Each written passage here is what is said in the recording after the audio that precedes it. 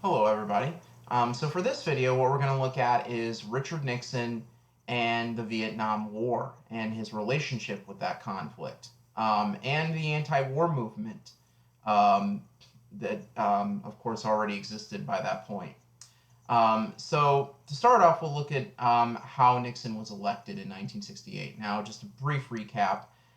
Nixon was elected in 1968 in large part by playing up the images of violent protests, like the police riot at the 1968 Chicago Democratic Convention, and appealing to voters who favored, an end to urban unrest and promising a return to, quote, law and order to the United States. And so by appealing to those voters, but also at the same time capitalizing on growing anti war sentiment by promising a, quote, secret plan to bring about an end to the war in Vietnam, Nixon had won enough votes to win the presidency in 1968. Now, once he becomes president, Nixon decides he's going to do a couple of things. The first thing he's going to do is he's going to try to find a way for the U.S. to exit the war in Vietnam as quickly as possible. This will end up taking a lot longer than he intended, and will end up, and the U.S. involvement in the war in Vietnam will end up dragging on in some measure all the way up until the final collapse of South Vietnam in 1975, in late April, early May 1975. But he does begin the process of trying to limit American involvement in the war. But he also simultaneously, as part of his efforts to um, limit American involvement in the war, also decides he's going to try to build a wedge between the anti war majority of the country and the anti war movement and the Black Power movements in the United States as well. Um, and this is where we really get into the whole fact that speaking in terms of support or opposition to the war in Vietnam, it's important to be specific.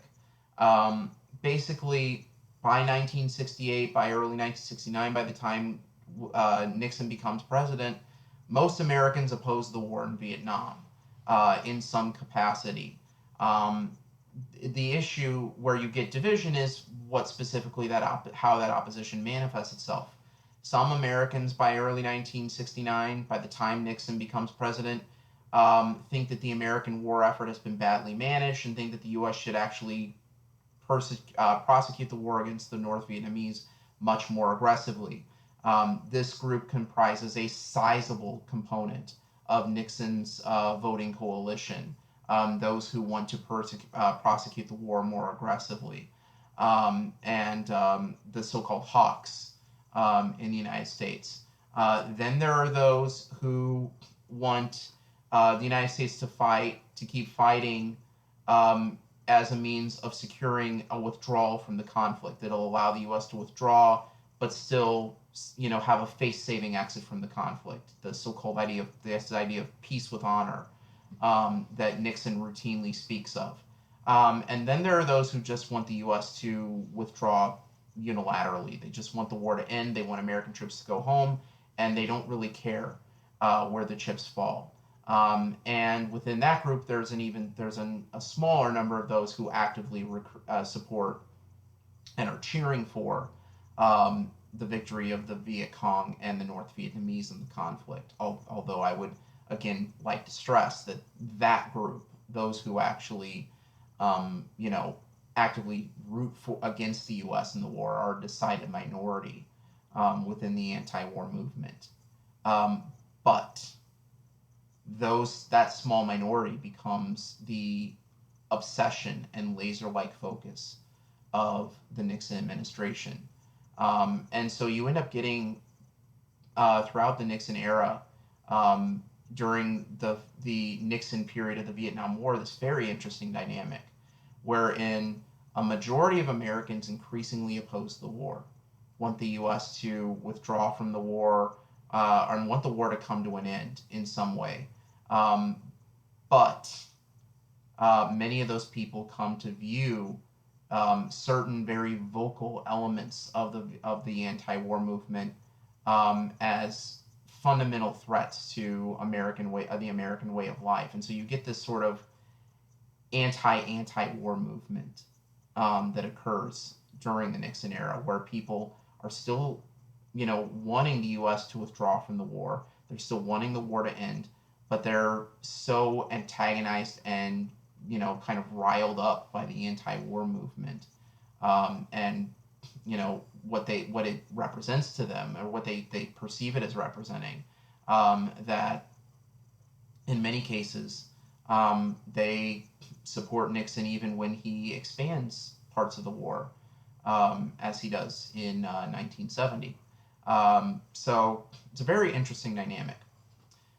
So let's start with talking about, kind of how Nixon decides to try to frame this debate, which is, of course, going to be a huge component of the eventual political strategy that emerges out of this, which is going to completely transform American politics. Um, Nixon and his advisors fundamentally want to appeal to white, working class Americans living in urban areas like St. Louis and Detroit and Philadelphia and elsewhere. Um, and they also want to pick up the votes of disaffected whites in the rural South as well, working class whites in the South.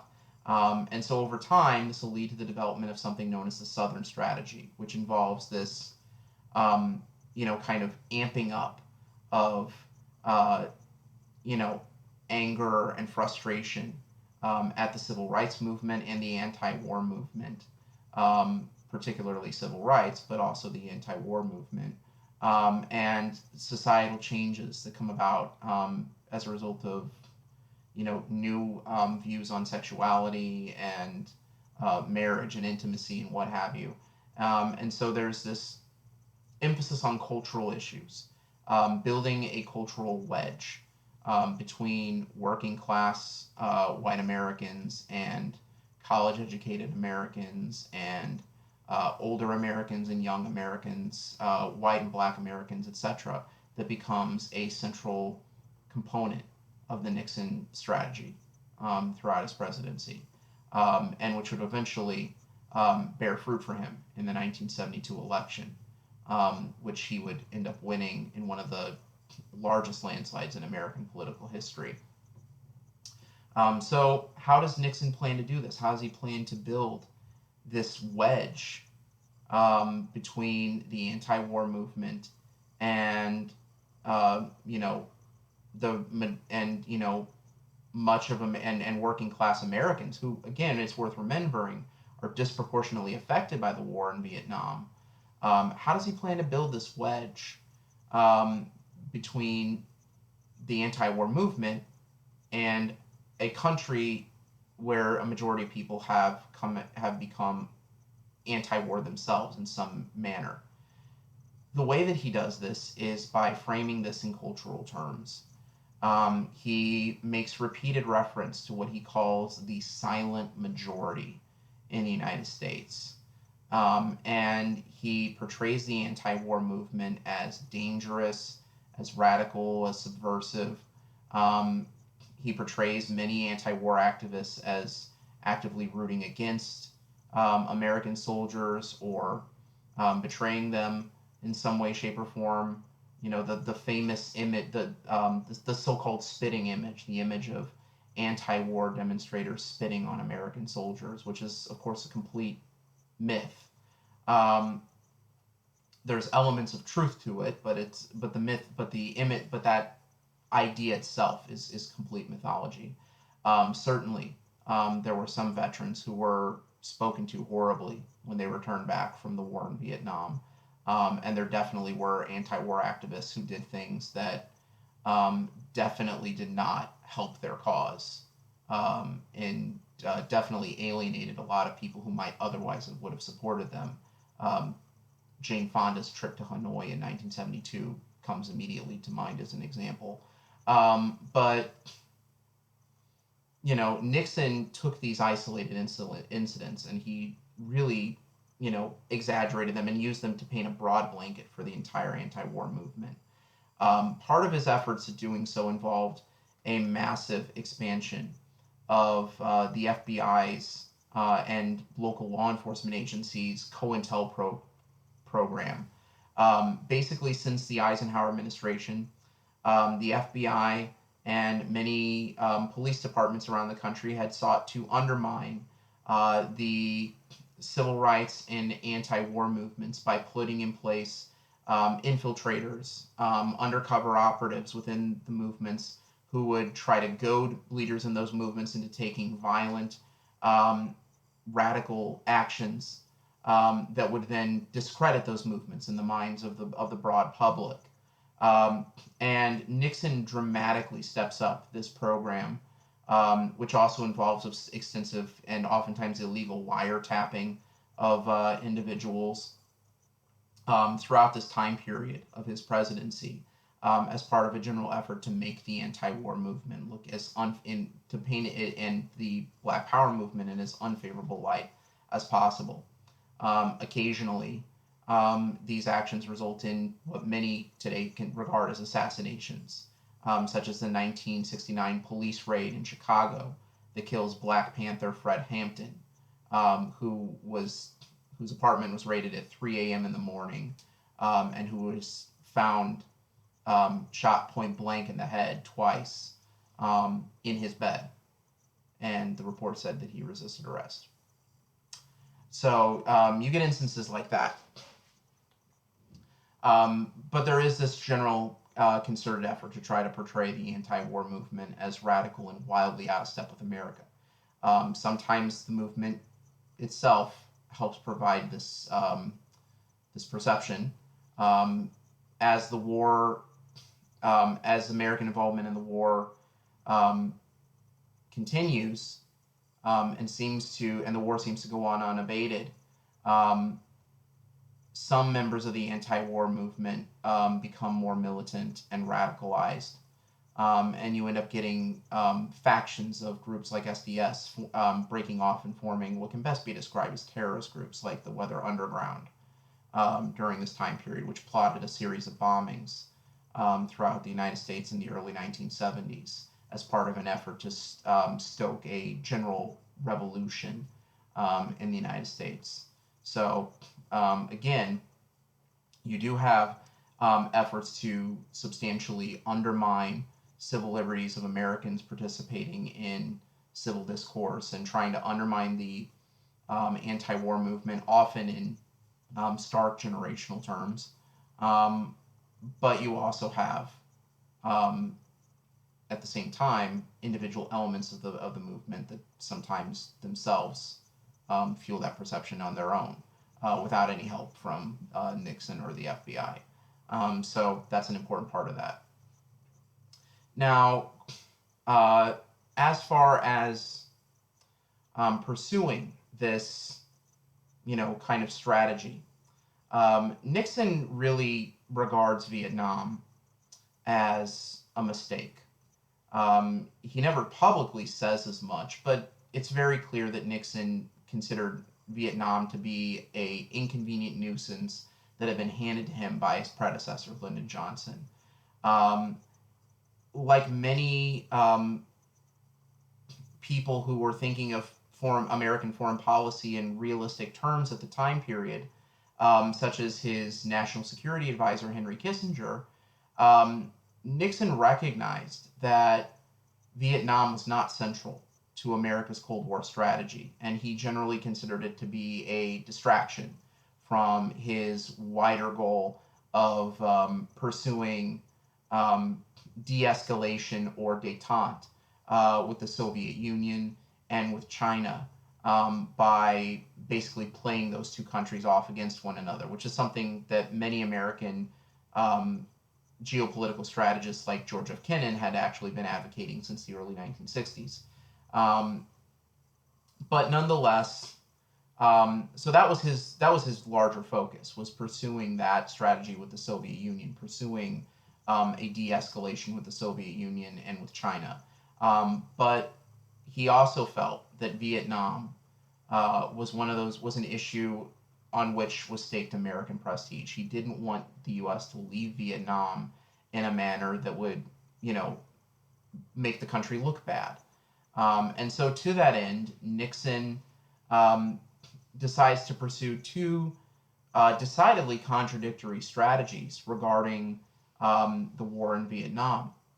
On the one hand, in an effort to minimize the influence and the effect of the anti war movement, he decides to dramatically reduce the number of American troops being sent to fight in the jungles of Vietnam, starting in 1969. So he begins this mass troop, um, this massive, not withdrawal, but definitely, um, decrease in the number of American soldiers fighting in Vietnam. He also eventually will do away with the draft, which of course had been one of the principal sources of anti-war opposition in the first place. And so by doing that would largely, you know, bring it that would largely bring an end to many of the mass protests in the U.S. anyway. Once the draft ended, big protests largely stopped in the U.S. But Nixon pursues a strategy of decreasing the number of Americans in country in Vietnam. But at the same time, he also expands the American role in the war in Vietnam. And so to look at that, we'll look at these kind of two contradictory aims. The first is to decrease the number of Americans in country in South Vietnam. Nixon does this by pursuing a strategy that comes to be known as Vietnamization, which basically means replacing American frontline combat troops with South Vietnamese units as time goes on. And the idea behind this is very simple. Um, Basically, Nixon wants to minimize at home, peace, home front protests to the war by reducing the absolute number of Americans in country. It's also a fundamental recognition of the fact that the Vietnam War had produced a complete breakdown in terms of the fighting abilities and the morale of the American soldier in Vietnam. By the time Nixon takes office, many of the Americans being sent to Vietnam have themselves participated in anti-war protests back home. Many soldiers adorn peace signs on their helmets or wear peace medallions around their necks. And many of the soldiers themselves oppose the war. And so as a result, there's a number of things that happen. Discipline deteriorates within the military. Many soldiers begin using extensive amounts of recreational drugs like marijuana and heroin.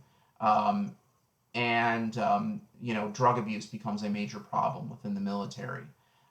There's still lingering racial tensions that reflect racial tensions back home in the United States between white and black troops that occasionally result in brawls and even, you know, fights, actual fights with one another.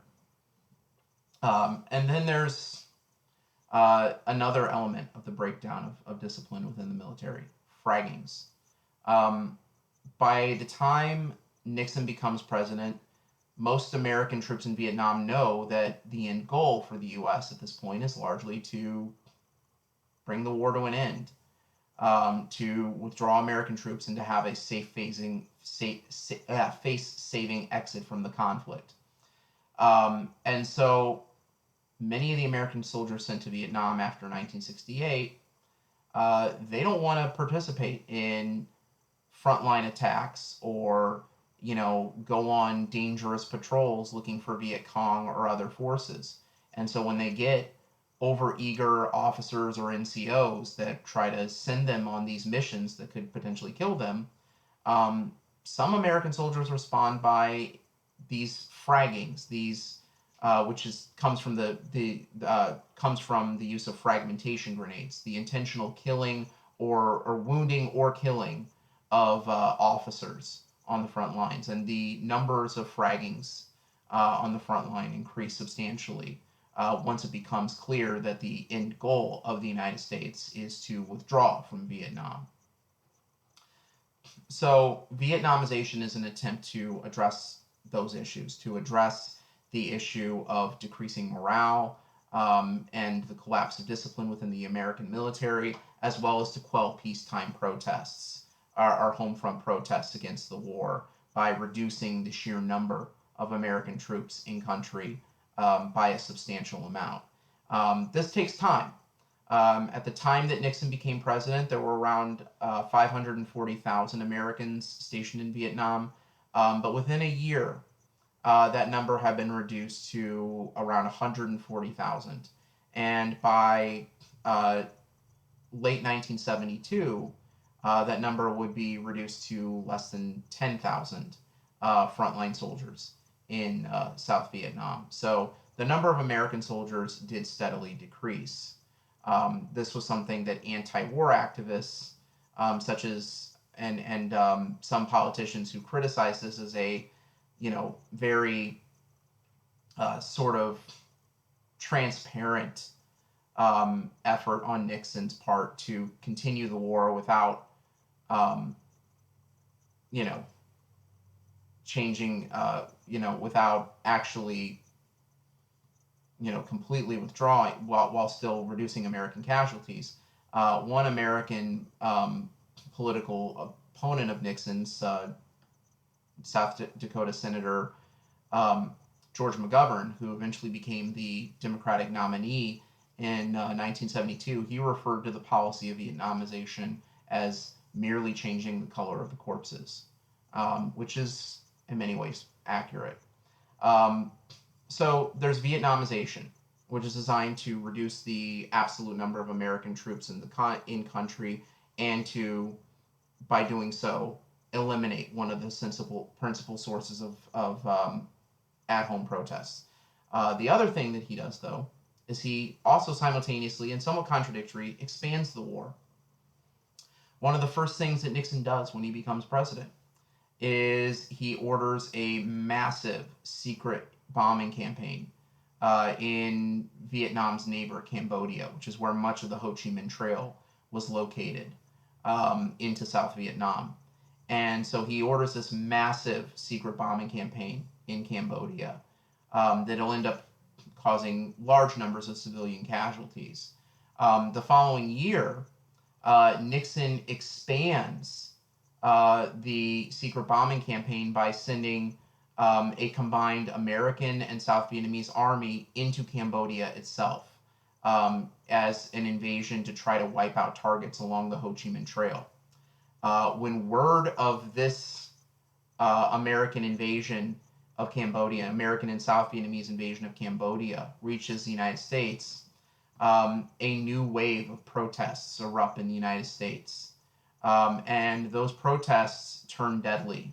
On May 4th, 1970, anti-war demonstrators at Kent State University are confronted by members of the Ohio National Guard, who open fire and throw tear gas at demonstrators. 4 students, none of whom were involved in anti-war demonstrations, incidentally, are killed. These were students who were merely walking to and from their classes and happened to get caught between the demonstrators and the Ohio National Guardsmen. But even with that knowledge, when polls were conducted after the Kent State shooting, over 70% of Americans, took the position of the Nixon administration and claimed that the shootings at Kent State were justified. There were other shootings that year as well, such as at Jackson, of 2 African American students at Jackson State University in Mississippi. A few days after the Kent State shooting, a group of construction workers began attacking anti-war activists near the World Trade Center in New York City. This inaugurated which came to be known as the Hard Hat protests. And this was something that Nixon happily exploited. to try to, put himself on the side of, the real Americans, those who, were supporting the war or who were at any rate standing against the anti-war activists in this context.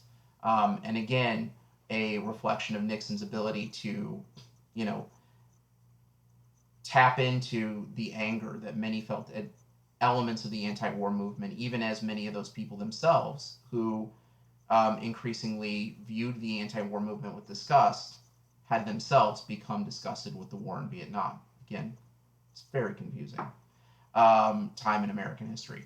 But anyway, so as a result of the mass demonstrations that occur in the aftermath of the invasion of Cambodia, Nixon eventually relents and orders American troops back into South Vietnam. In the long run, this will plunge Cambodia into its own nightmare. The American-backed regime in Cambodia, led by Lon Nol, had come to power just a few months earlier. Cambodia was a neutral state for much of the Vietnam War, but when Lon Nol came to power, he moved it in the direction of being much more decidedly on the American side. Um, as a result of the intensive American bombing campaign, which actually continued for many months after American troops were withdrawn from South Vietnam in January of 1973, Lon Nol's government in Cambodia was weakened and destabilized, making way for a inspired insurgency known as the Khmer Rouge, which would eventually seize power around the time that the North Vietnamese conquered Saigon in 1975.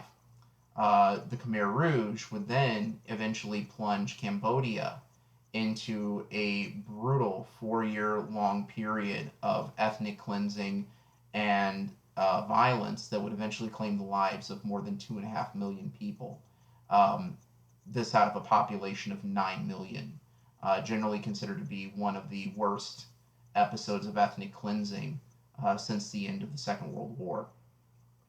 So a real tragedy that comes as a direct result of the secret bombing campaign and the subsequent invasion of Cambodia the following year in 1970.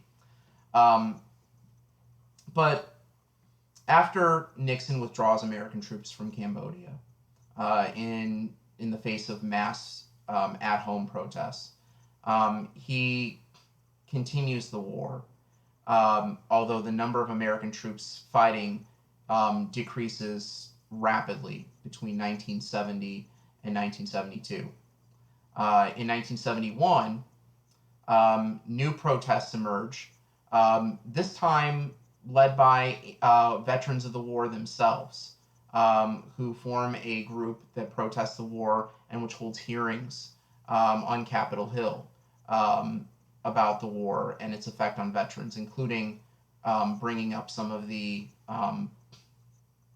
war crimes that many members were alleged to have participated in. That same year, a Defense Department official, or contractor, I should say, who worked for a organization that worked very closely with the Department of Defense, Daniel Ellsberg, who was an employee in the Rand Corporation in Los Angeles. He had been an advisor in Vietnam. He had observed American troops in action in Vietnam, and as a result, he had come out against the war. When the war began, he supported the war. But as a result of his experience in Vietnam in 1967, he ended up coming out of that decidedly against the war. That same year, when Ellsberg returned home from the United States, the Secretary of Defense, Robert McNamara, ordered a massive report to be compiled about the history which included a step-by-step description of American entry into the war in Vietnam, a 4,000-page report that came to be known as the Pentagon Papers. Um, that year, 1971, Ellsberg leaks the Pentagon Papers to the press, first through the New York Times to reporter Neil Sheehan, and then when the New York Times is temporarily barred by the Nixon administration from publishing the Pentagon Papers by the Washington Post, which finishes the story and publishes what the parts of the Pentagon Papers that the New York Times didn't get to finish. Eventually, the release of the Pentagon Papers would become the subject of a major Supreme Court case, in which the court would ultimately uphold the right of the New York Times and the Washington Post to publish the secret documents contained within the Pentagon Papers, even though they had been obtained illegally, because they contained information that was vital to the public interest, and as such was protected by the First Amendment. So a major First Amendment victory. What the reports showed fundamentally, what the Pentagon Paper report showed fundamentally, was that step by step, from the Truman administration on, the United States had been ever deepening its involvement in Vietnam. Furthermore, what the Pentagon Papers demonstrated was that as early as 1964, America's political and military leaders recognized that American victory in Vietnam was not achievable, but chose to persist anyway, out of a desire to avoid embarrassment and international humiliation. And so, really, what the Pentagon Papers illustrated quite graphically to the American people is that they had fundamentally been lied to from the outset about the war in Vietnam by their government. And so Nixon was, like I said, was obsessed with this. Even though this was a report that didn't involve his administration at all, it had been compiled under the Secretary of Defense of the previous administration. It actually made that administration look much worse than his. Nixon was obsessed with trying to quash it. His obsession would eventually lead him in directions that would bring about his downfall in the Watergate scandal in 1972 and 73. So anyway, so after the release of the Pentagon Papers, there is an effort, there is growing pressure to try to bring the war to a conclusion. Negotiations between the U.S. and South Vietnam, or I should say in North Vietnam, and the Viet Cong had largely stalled at the Paris Peace Conference by this point. And so in 1972, Nixon decides to try to up the ante.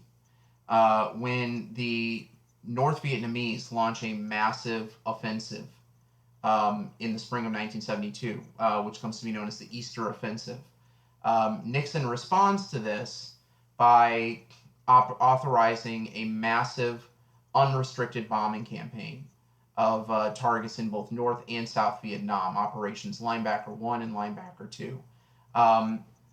These bombing offensives, which involve bombing of targets that had previously been off limits during the Johnson administration, help push back the North Vietnamese offensive in the spring of 1972 and bring the U.S. and North Vietnam and the Viet Cong once again back to the negotiating table. By October of 1972, Nixon and his National Security Advisor, Henry Kissinger, appear on the verge of a breakthrough in negotiations in exchange for a North Vietnamese pledge not to invade South Vietnam and to provide a potential role for the Viet Cong in a post-war government, as well as the return of American POWs from North Vietnam. The U.S. would withdraw from the conflict. These terms seem to be pretty close to finalized by late October 1972, with uh, National Security Advisor Henry Kissinger even going as far as to say peace is at hand. Um, that wasn't quite the case, um, although that perception lasted long enough to give Nixon the boost that he needed in the 1972 election to win a massive landslide victory against Democrat George McGovern. There's other reasons why he won a landslide against McGovern that I'll go into later. But anyway, after winning re-election and after the North Vietnamese and Viet Cong withdraw from the negotiating table, Nixon decides to, he's going to go all out to try to bring this war to an end as quickly as possible. And so, in one of his most controversial moves in December of 1972, he orders this massive round-the-clock bombing of targets around Hanoi specifically and North Vietnam generally.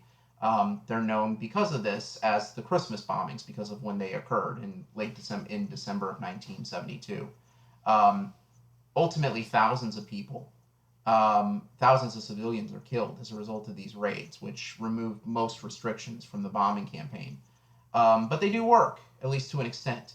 And Nixon is able to get the North Vietnamese and the Viet Cong to agree to the terms that had been more or less agreed to that previous October by January of 1973. This agreement, which is known as the January Accords, results in the withdrawal of all remaining American combat troops from South Vietnam, the return of all American POWs in North Vietnamese, you know, that the North that were being held by the North Vietnamese, um, and politically, it allows Nixon to proclaim that he had secured, quote, peace with honor for the United States. Ultimately, however, the withdrawal of American troops from South Vietnam in January of 1973 as a result of the January Accords um, was not the last chapter of the American involvement in Vietnam. Um, in the truce that had been signed between the U.S. And South Vietnam and North Vietnam and the Viet Cong, it held for a few months. But within a few months of the departure of American troops from South Vietnam, fighting once again resumed between South Vietnamese and Viet Cong and North Vietnamese troops. Um, the South Vietnamese held their own against the North Vietnamese for a while in this conflict. Um, but by this point, American public support for any further involvement in Vietnam was virtually non existent. In fact, in December of 1973, the Congress, in an effort to curtail the expansive powers that had been used by both President Johnson and President Nixon in Vietnam with very little oversight, passed the War Powers Act, which limited the authority of the president to act in foreign conflicts, requiring them to receive permission from Congress within 60 days. This piece of legislation would largely be done by the wayside in the aftermath of 9/11, though it has subsequently been discussed and brought up again multiple times recently, and was actually recently utilized to curtail American involvement in Yemen. Um, but anyway, so after the withdrawal of American forces from South Vietnam, after this, peace with honor is achieved, the war in Vietnam continues, but without American support.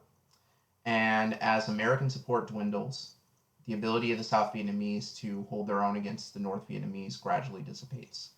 Finally, in the spring of 1975, by which point Nixon had been forced to resign the presidency in disgrace as a result of the Watergate scandal, the North Vietnamese launch a massive offensive and are able to quickly steamroll through South Vietnamese opposition.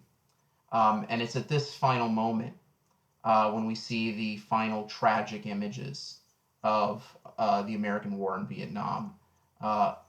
as the U.S. 7th Fleet is stationed off the coast of Vietnam, and there it performs a mass humanitarian operation known as Operation Frequent Wind, where basically American destroyers and aircraft carriers wait off the coast of South Vietnam to onboard as many South Vietnamese survivors and escapees as they can possibly hold within the holds of their ships. Um, as the decks of American carriers and ships become overcrowded with South Vietnamese helicopters and other aircraft, eventually millions of dollars worth of helicopters and other military equipment is simply pushed off the sides of American warships into the ocean. Um, Back in Saigon, at the American embassy, thousands of South Vietnamese who had worked for the American government and who had counted on the United States to, back them up, waited on rooftops in Saigon, trying desperately to board those last remaining helicopters as they flew out of the city. And so that provides the actual tragic coda, the tragic end to the war in Vietnam, that image of American helicopters lifting off the rooftops of Saigon as North Vietnamese troops march in and take the American embassy, bringing about an end to a war that had begun for the United States nearly 3 decades earlier in the aftermath of the Second World War, when the U.S. backed the French effort to reestablish colonial control in Indochina. All right, so that's the end of that, and that concludes this video.